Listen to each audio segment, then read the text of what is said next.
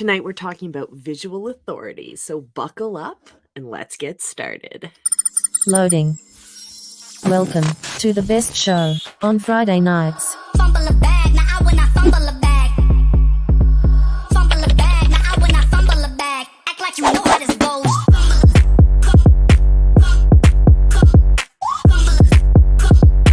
Your hosts for the evening: Molle Dorst, Jim Beard, and Lefty the Video Jedi. Oh, visibility hackers! Welcome to Friday Night Live. I'm so glad you guys are here. Welcome.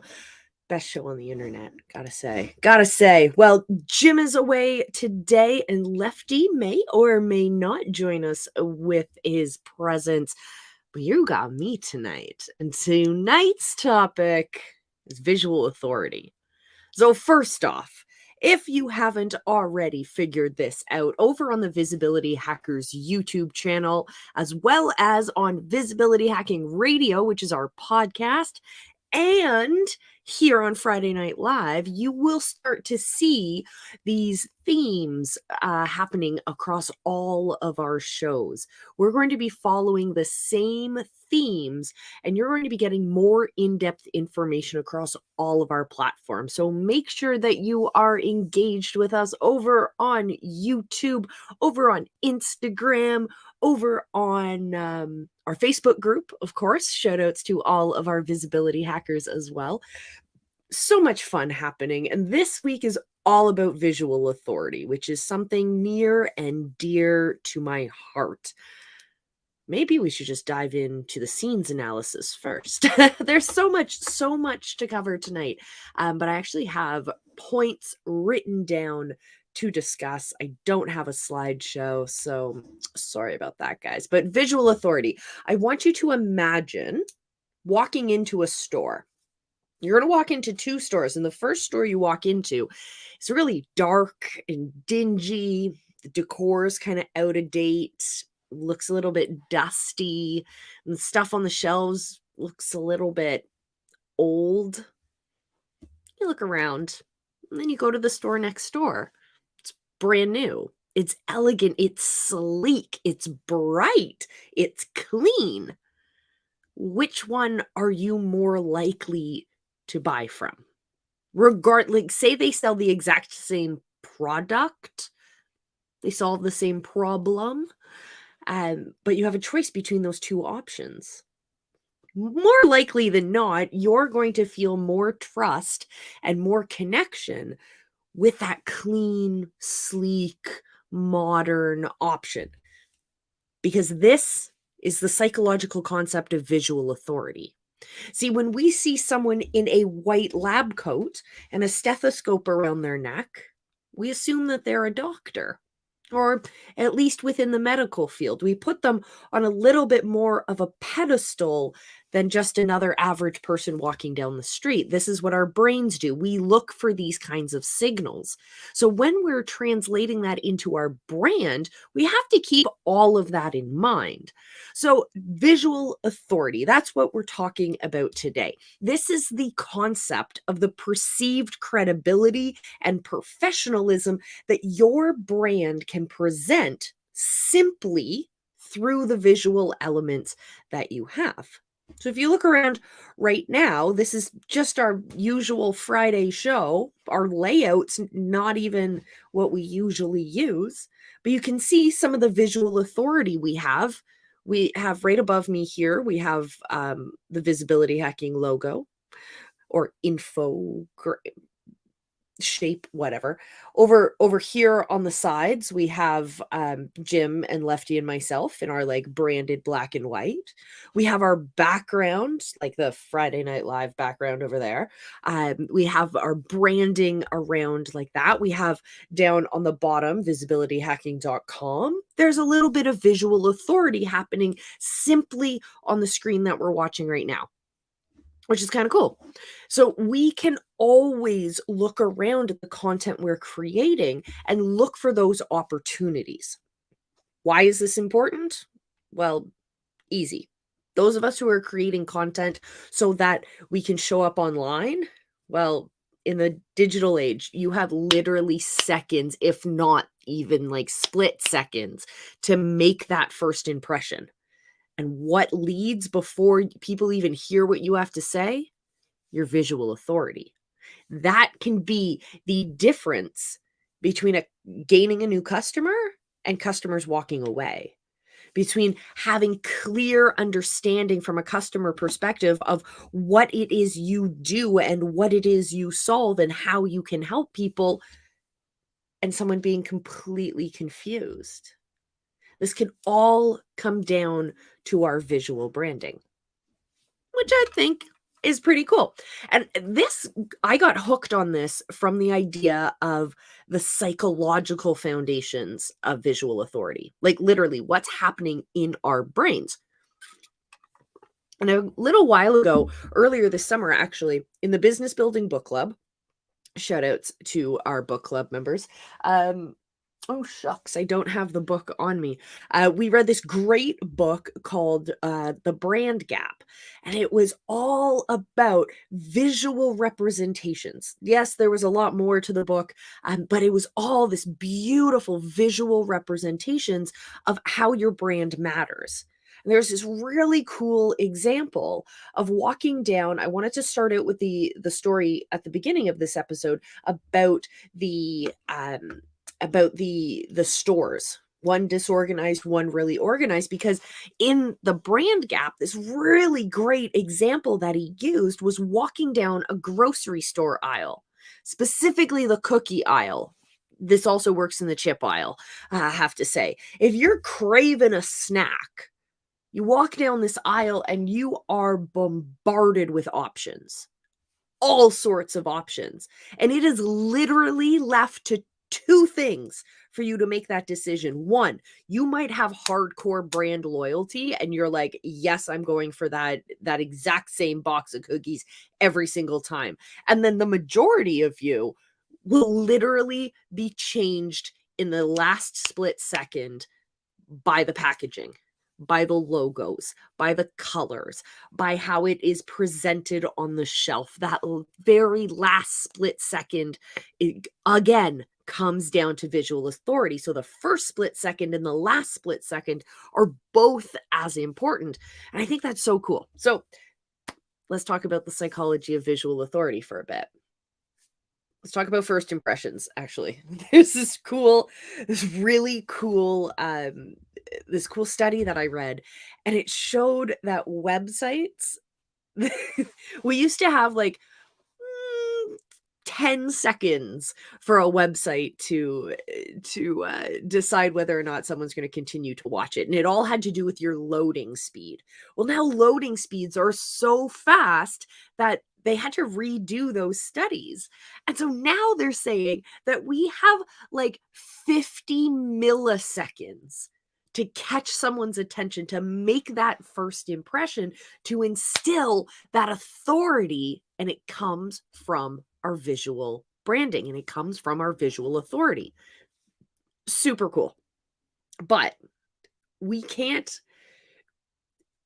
assume that we are the only ones utilizing these strategies. We cannot assume that we are the only ones who are using these tools, because in reality, the human brain, we are processing visuals like 60,000 times faster than we process text.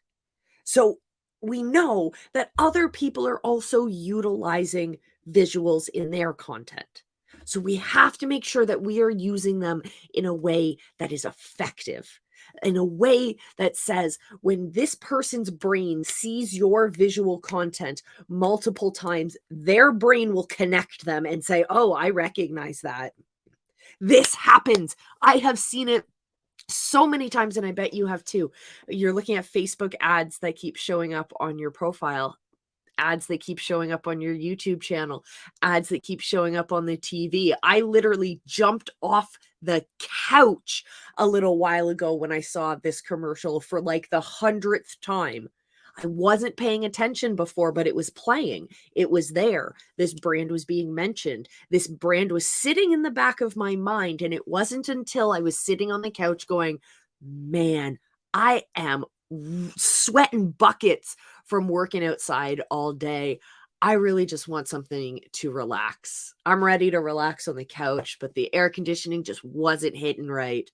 And this commercial comes on for this cherry chip premium ice cream. And I literally jumped off the couch and ran to the store to go get some. And it wasn't because they only showed me their brand once.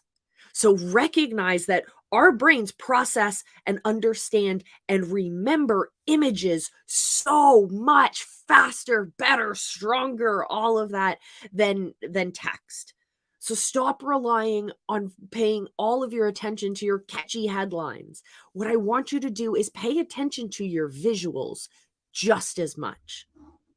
So I mentioned having these images and these messages and these commercials and these ads for these brands showing up multiple times. And yeah, they might not resonate with you 90% of the time, but then when you are ready, bam, a good ad campaign will hit you hard. And what makes this work, what signals this to work, is what we call trust signals. So trust signals are what we can actually look at in our branding. Okay. This is why I had the visibility hacking logo redesigned, for example. So trust signals can be your logos. Are they easy to read? Are they understandable? Are they clear? Are they different enough from others in your industries and whatnot that they don't get too muddled up with them? We're looking at having consistent colors. Oh man, I worked with this one client for a bit and she was all about changing the colors for everything. Every new launch had a new set of colors and it was just so confusing that people thought that she was creating these fake businesses every time she'd launch, rather than actually understanding how much work and how much value and the cohesion of all of her different offers, because they did not visually fit together. They did not represent in any sort of authoritative way. We also have to talk about photos. Go get some professional photos, guys. Use them, connect them with your selfies and your other shots that you're creating, but go get some professional photos, because when you don't have those, it shows. And it's part of that visual authority.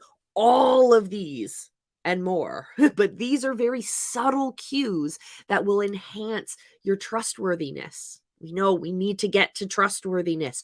We have to go through knowing, liking, and trusting us. So we have to keep showing up. We have to keep showing up, repeat, repeat, repeat. But we can't bombard them in a way that feels icky. We want to be there authentically. So let's talk about components of visual authority. There's a whole bunch of them. First, quality and professionalism.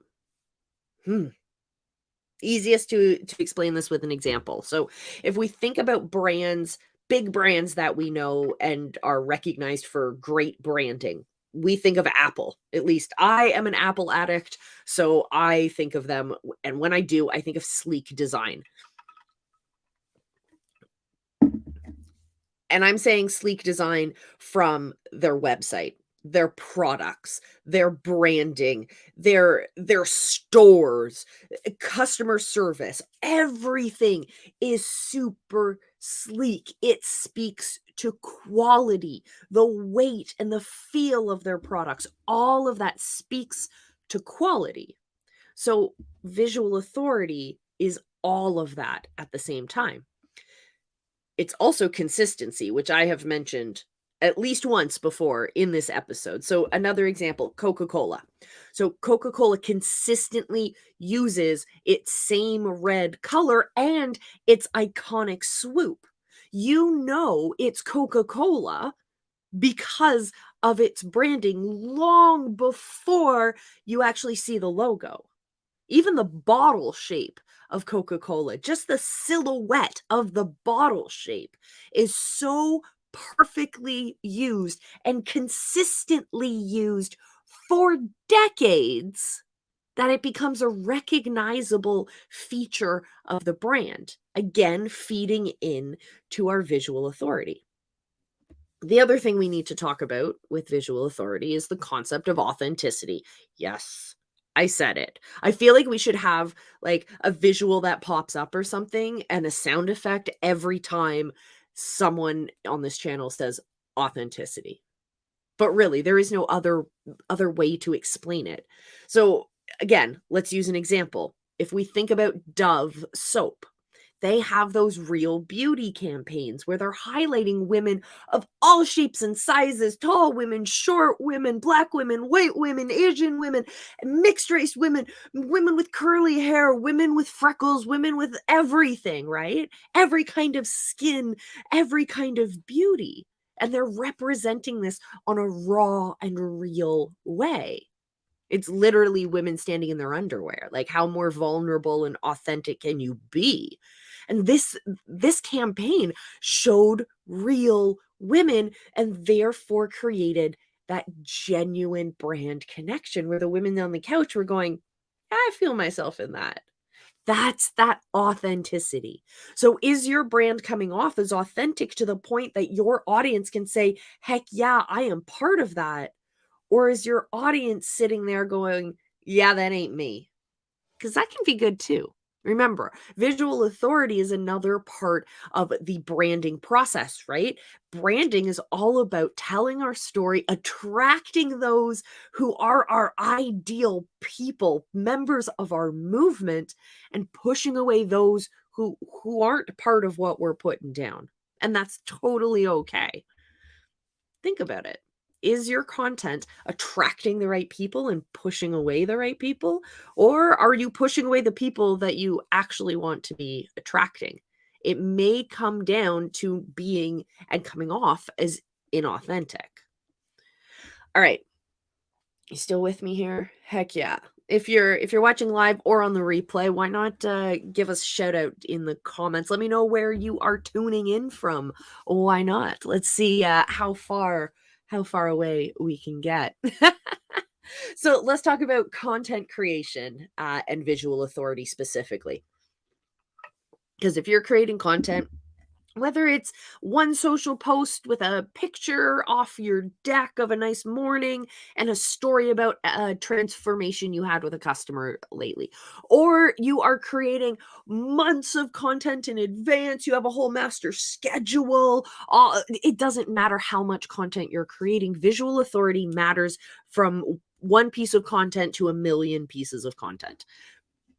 So again, let's talk about some examples that you might recognize. First, let's talk about video campaigns, video content. Nike. Mwah. Whether we're talking about Nike ads on TV or on social media, or if they book out a Super Bowl ad, they always maintain this genuine style, this signature style. And of course, it comes hand in hand with high production quality. They utilize those ads to create both relatability and highlighting that hustle and grind, that like, just do it. Like, we are athletes. We put in the hard work. We do the tough things. They connect that with the, oh my God, it's Michael Jordan. Wow. Oh my goodness. It's these big name athletes. I aspire to be like them. I'm going to work hard like them. I'm going to wear Nike because they do, and they work hard and I work hard and I'm like that. They do. Nike's ad campaigns are so good at relating to their ideal customer. Is your content doing that? Think about your visual content in terms of your videos. Are you able to utilize the platform to make that kind of a wow factor, to make that kind of connection? Second thing I want you to think about in terms of content is the consistency of your graphics. This again comes back to consistency, but let's highlight things that that we really need to drive home. So, example, HubSpot. They have infographics quite regularly. And they have these presentations that they put out constantly, but they always utilize the same color palette. They use the same style, they use the same fonts. They make them instantly recognizable even if their logo isn't on it. Their aesthetic is recognizable to their customer. So when you layer on your aesthetic being recognizable, with your brand voice being recognizable, with your logos being recognizable, with your color palettes being recognized, all of those things layered together is like building a stairway to let's call it ultimate visual authority. But each one of those is a stepping stone to get there. Okay, let's talk about infographics again. The New York Times, hands up if you read old school newspapers. Yeah, I still do. But the New York Times uses data visualization, a way of understanding complex amounts of numbers. So they present them in graphs and different infographics. And I swear by this stuff. This is what my mom used to do for the largest newspaper in Canada, watching over her shoulder, taking these maps of elections, for example, and helping break down all the information. When you get the statistics report, how do you make that information easily accessible to someone who's just quickly reading through the newspaper while they're on their commute, right? These are the things that I have been thinking about since I was a child. Anyways, I'm really inspired by the way that the New York Times does it. They do really big, in-depth projects that visualize so much information. It's really cool, and it creates another level of authority. When you're presenting data, especially in a way that everyone can see it and understand it, so you could all speak from the same page, instant authority. So, yeah, it's not as hard as it looks. How do you actually do it? Well, let's look at your social medias. First, let's look at your profile. Let's look at the aesthetics of your profile. So, what does aesthetics mean? It's a way of saying it looks good, it looks pretty, I like it. Doesn't need to be frilly and pretty, meaning like pink and stuff like that, but it means it fits cohesively. It's a good feeling design. So we can think about McDonald's, again, another example that I think this example actually works all around the world. But the McDonald's profiles across their platforms, regardless of what social platform we're talking about, they utilize the same consistent colors, the same logos, the same banners, the same feeling, the same visual aesthetic across the world, really.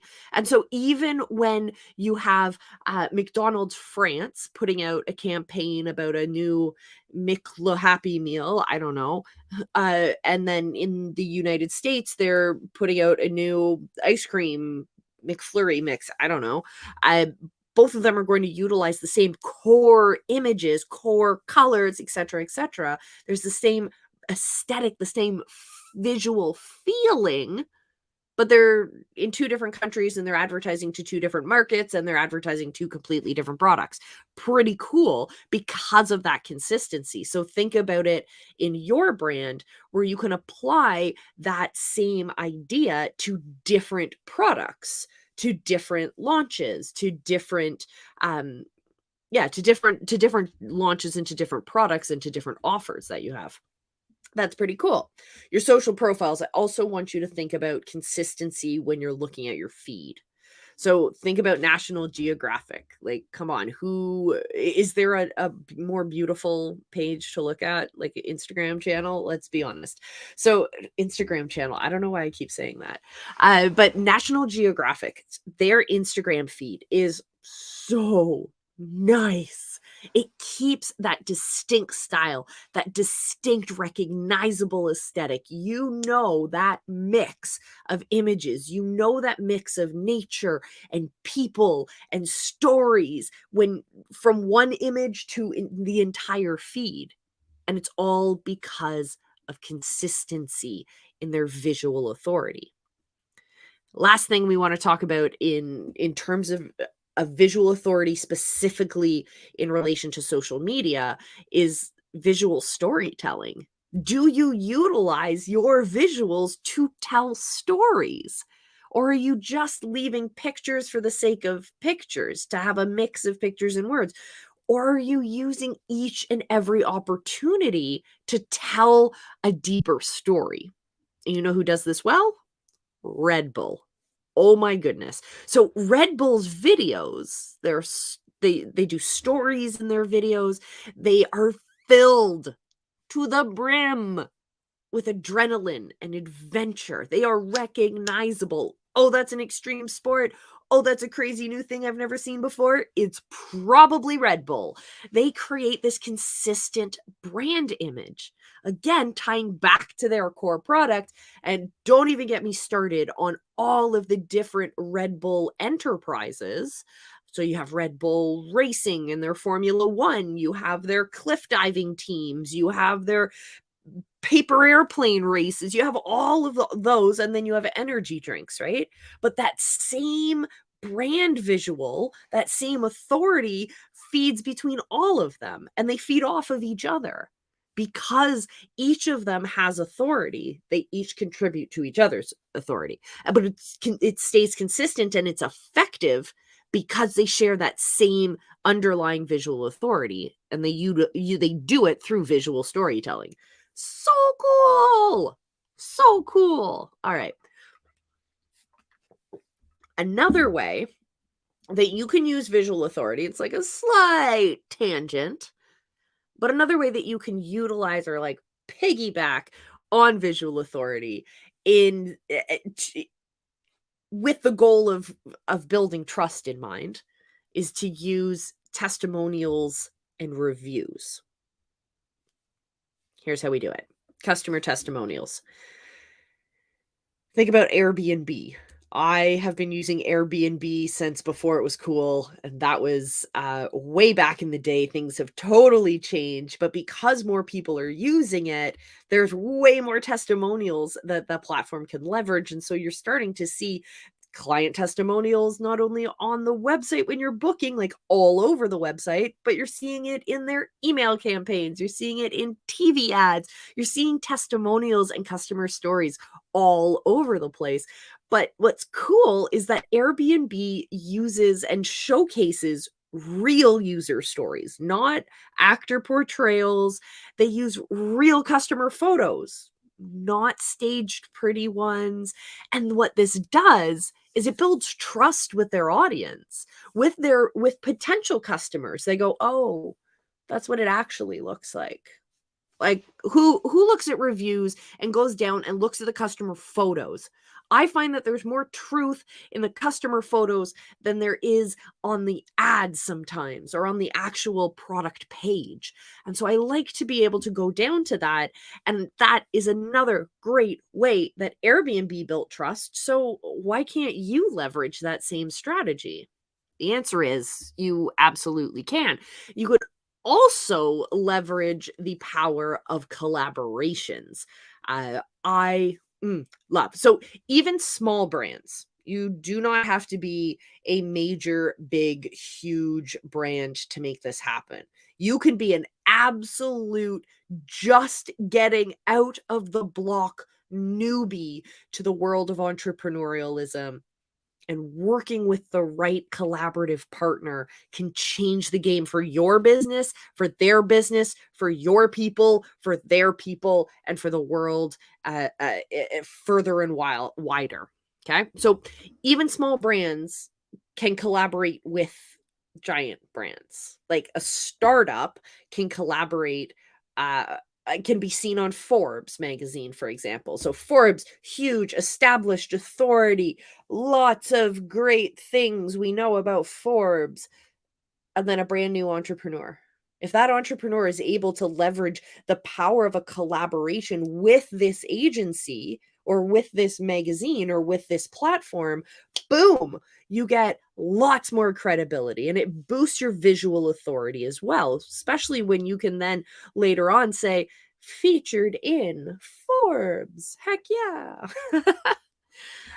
Another great example of this done well, or user generated content done well, I should say, is GoPro. Oh my goodness. Since they started, all of their campaigns have been a mix of professionals and straight up customer footage. This is so cool because it's highlighting their product being used, it's highlighting the customers doing cool things, it's actual footage from their products of their customers doing crazy things, which is yet another opportunity for potential customers to say, hey, those are my people. Cool. I want to be part of this community. I want to be part of this movement. I want to be part of whatever you're doing, even if they've never taken a picture of doing their sport or their activity before. This might spark that next thing, but it's all triggered by user generated content used well. So this is something yet again that you can utilize in your own brand. Oh yeah. Oh yeah. So I got a few more points to get through today. We're going to have a short episode, a quickie. We're not going to have an hour-long episode tonight. You're hearing lots of me tonight, but we will be back as the team very, very soon. So let's talk about avoiding the obstacles. Let's talk about the potential challenges and how we overcome these when we're implementing visual authority and we're understanding that strategy in our brand. So let's balance the scales. Let's understand the biggest balance is aesthetics. So what does it look like? Does it feel nice? And substance, the actual hardcore content, the message that you're putting out there.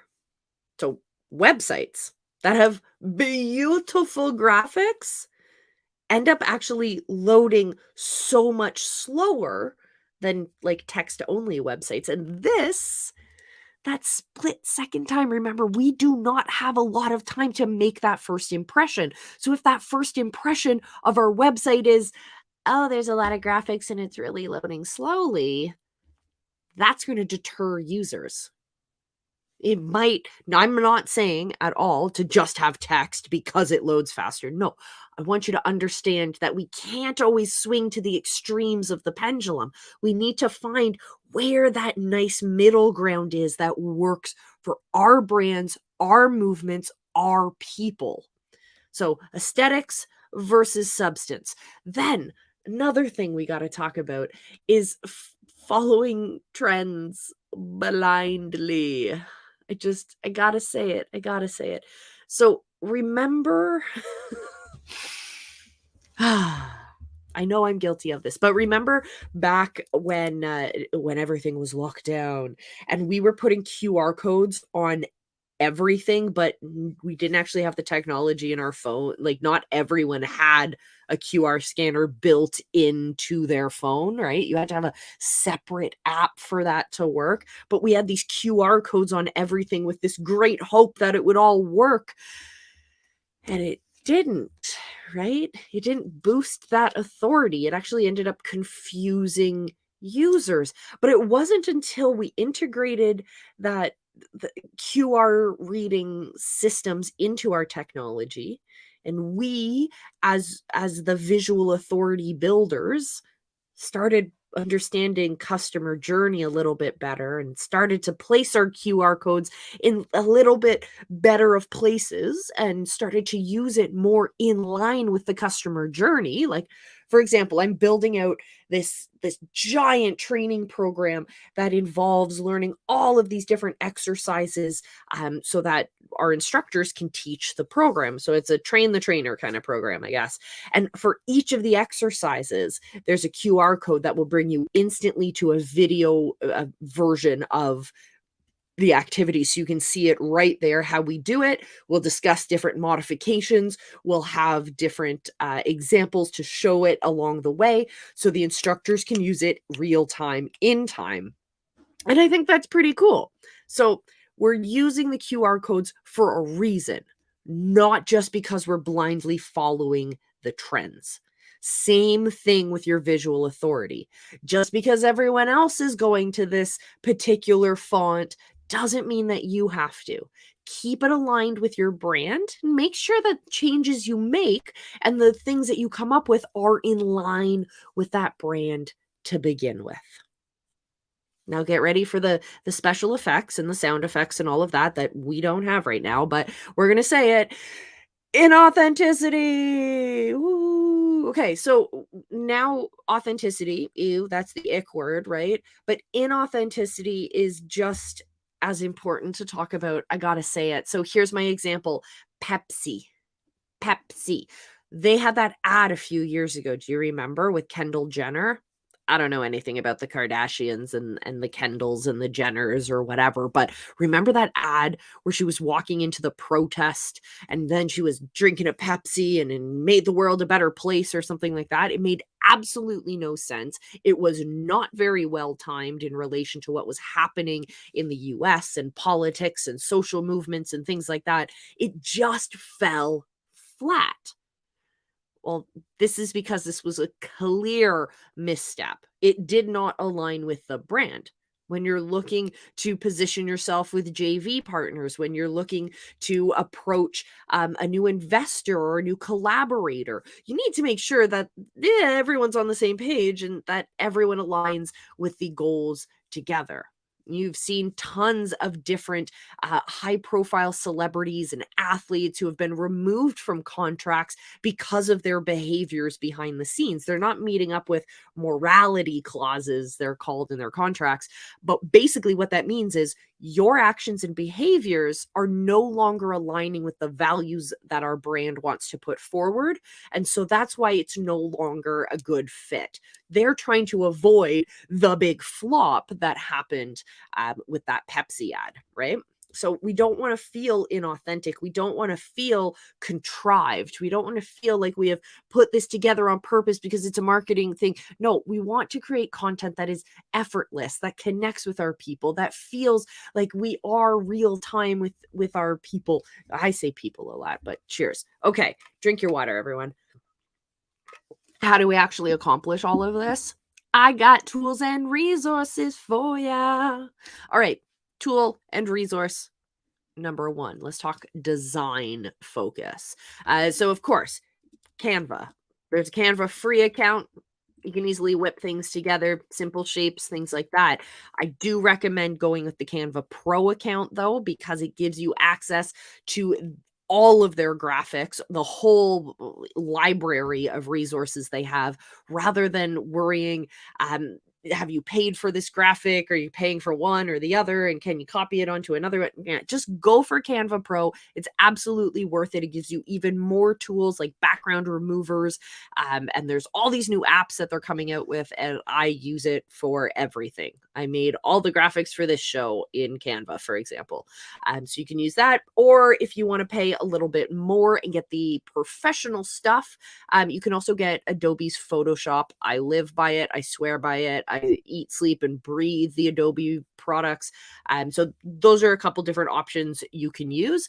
But there, put in your brand colors, use the same colors, put in your logos, use the same logos, keep everything cohesive in terms of brand. Now, images. You do not have to go out and photograph all your images for yourself. Yes, I did say go get some professional headshots, go get a professional brand shoot done, work with a local photographer. It's a fantastic experience. You build more confidence in who you are as the leader of your movement.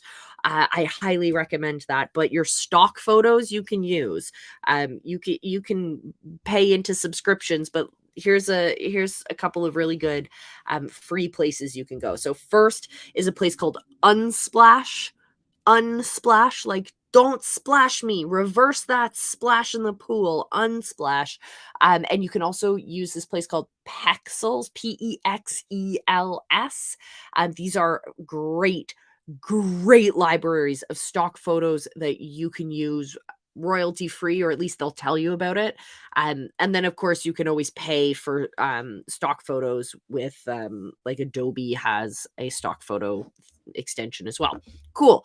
Video. How do we do video? Oh, it's easy. It's easy. So StreamYard, that's what we're using right now.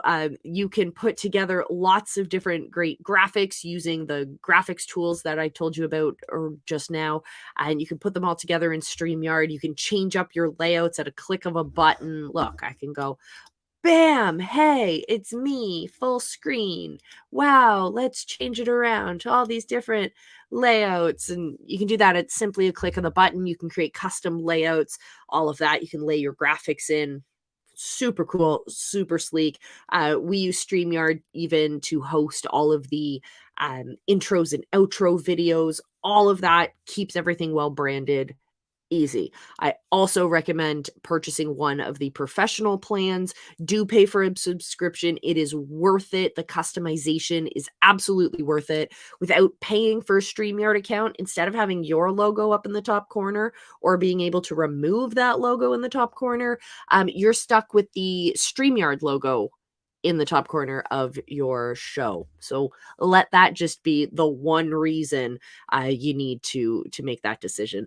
And also, if you want the free but much steeper learning curve option, you can use one of my favorite tools as well, which is called OBS, Open Broadcast System. And this is a open source software that you can use. There is yeah, when I say there's a steep learning curve, there is a huge learning curve to understand OBS. But once you learn it, the possibilities seem nearly endless. Like it's pretty freaking cool. So those are my resources for you. I think those will get you started. Those will get you going, and actually those will keep you going for quite a while.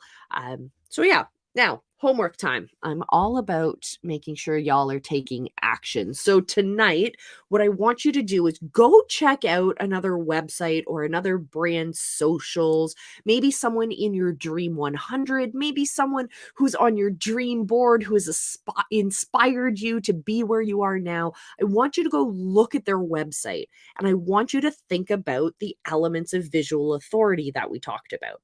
What do you see on their page and how does it make you feel? I want you to catalog all of this. Tell me about their colors. Where are their logos? How are they using their logos?